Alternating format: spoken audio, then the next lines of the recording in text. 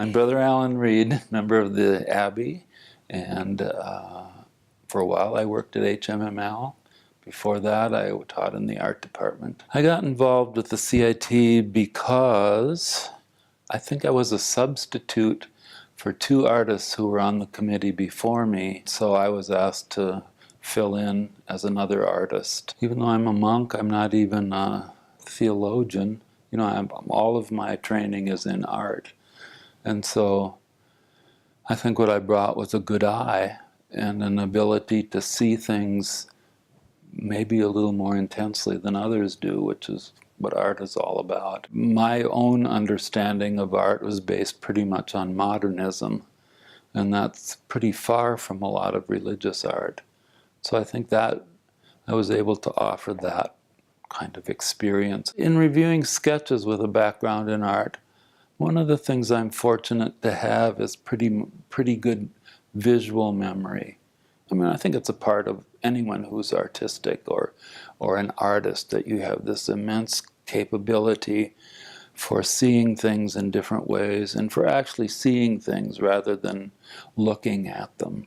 And so I think that kind of experience of having, you know, these file cabinets up here full of art images and all sorts of images really helps when you're looking at new images. And since the visual was my only and best contribution rather than theology, I was glad I could do that. One of the early things that the committee established was that we didn't want an illustrated Bible. You know, a Bible which on one hand would have the text here, and then you'd have a picture of, you know, Charlton Heston on top of the mountain with the tablets, you know, in a storm.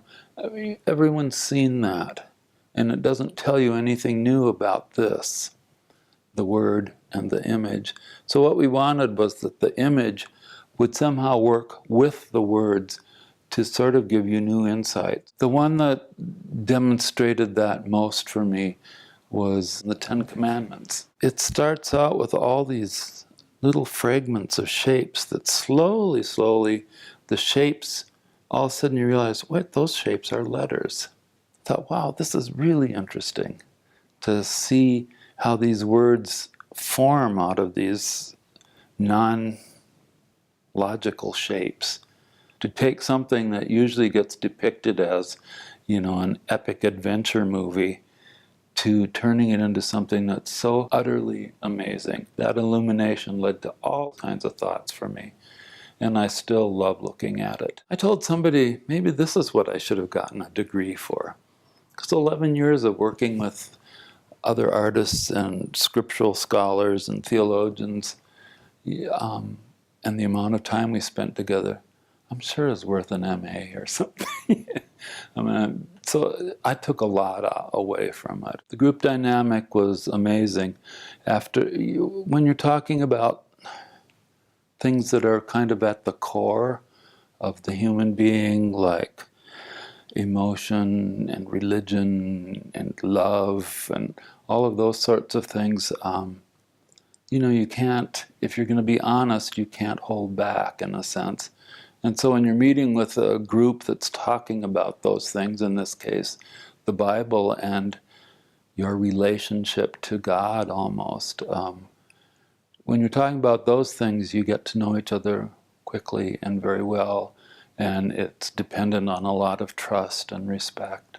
Like they say in, you know, group therapy, those people get very close because speaking from their hearts about things that are important to them.